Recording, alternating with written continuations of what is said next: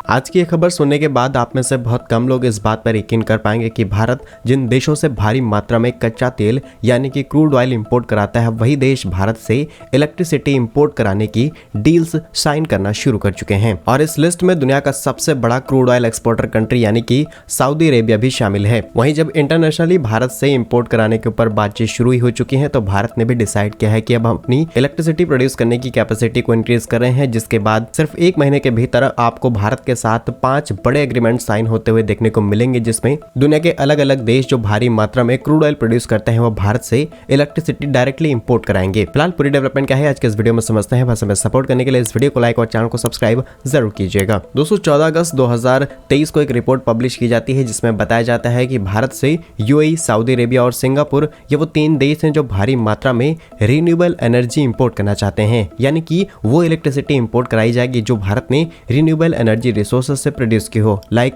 Solar, wind और अलग अलग रिसोर्सेज, जिसमें सिंगापुर के साथ ऑलरेडी कंपनीज लिस्ट की जा चुकी हैं जिनके साथ भारत पाइपलाइन और केबल सेटअप करने वाला है सिंगापुर तक, ताकि हम डायरेक्टली इलेक्ट्रिसिटी एक्सपोर्ट कर सकें। और कुछ यही हाल यूएई और सऊदी अरेबिया के साथ है। लेकिन रिसेंटली सेक्टर के अंदर जो डेवलपमेंट हुई है ये एक्सपेक्टेशन से बहुत ज्यादा है। अगर आपको बताएं तो 10 से 12 जनवरी भारत के गुजरात में 10th edition of vibrant Gujarat summit होने वाली है, जिसके तहत दुनिया भर के बड़े बड़े इन्वेस्टर्स भारत के अंदर इन्वेस्टमेंट लेकर के आएंगे। लेकिन अभी ये समिट हुई नहीं है, उससे पहले ही भारत के इस प्रोजेक्ट में करीब करीब 7.17 ट्रिलियन इंडियन रुपीस के इन्वेस्टमेंट ऑलरेडी आ चुकी है। और जब ये समिट कंडक्ट होगी तब ये इन्वेस्टमेंट कितनी ज्यादा बढ़ जाएगी अभी इसका अंदाजा भी नहीं लगाया जा रहा। जहां पर वैसे तो ये बड़ी समिट गुजरात के अंदर होने वाली है, लेकिन ये इन्वेस्टमेंट पूरे देश के अंदर अट्रैक्ट होने वाली है। अगर गुजरात की बात की जाए तो गुजरात जियोग्राफिकली एक ऐसी लोकेशन पर है जहां पर सनलाइट की अवेलेबिलिटी बहुत ज्यादा अच्छी है। और इसी कारण रिसेंटली अडानी ग्रुप ने अनाउंसमेंट की थी कि वो वर्ल्ड का biggest green energy park Gujarat के अंदर सेटअप कर रहे हैं और ऑलरेडी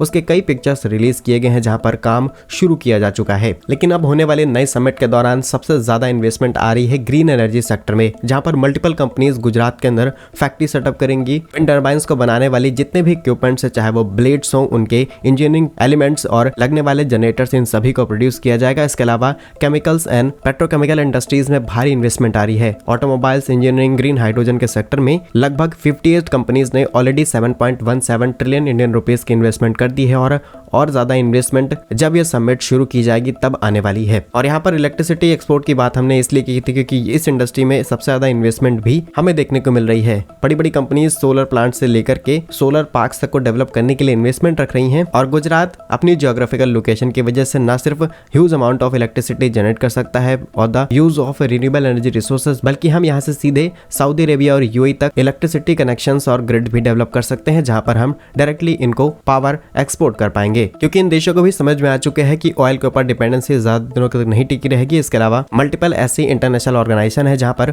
ये सभी देश लगातार पार्टिसिपेट कर रही हैं और वहां पर लगातार वेस्टर्न की तरफ से प्रेशर बनाया जा रहा है ताकि आप कार्बन का इमिशन कम करें और ग्लोबल वार्मिंग से दुनिया को बचाया जा सके। बाकी आप हमें कमेंट्स बता सकते हैं कि भारत के अंदर फ्रीक्वेंसी 50 हर्ट्ज का इस्तेमाल किया जाता है और सऊदी अरेबिया, यूएई, इन दोनों में से वो कौन सा देश है जहां पर 50 हर्ट्ज की ही फ्रीक्वेंसी पर इलेक्ट्रिसिटी ऑपरेट की जाती है। कमेंट्स में अपने आंसर जरूर लिखिएगा। भारत के ऐसे ही यूजफुल एंड इन्फॉर्मेटिव वीडियोस पाने के लिए हमारे YouTube चैनल को सब्सक्राइब जरूर कर लीजिए। मिलेंगे हम आपको एक नई और इंटरेस्टिंग वीडियो में, तब तक के लिए वंदे मातरम, भारत माता की जय।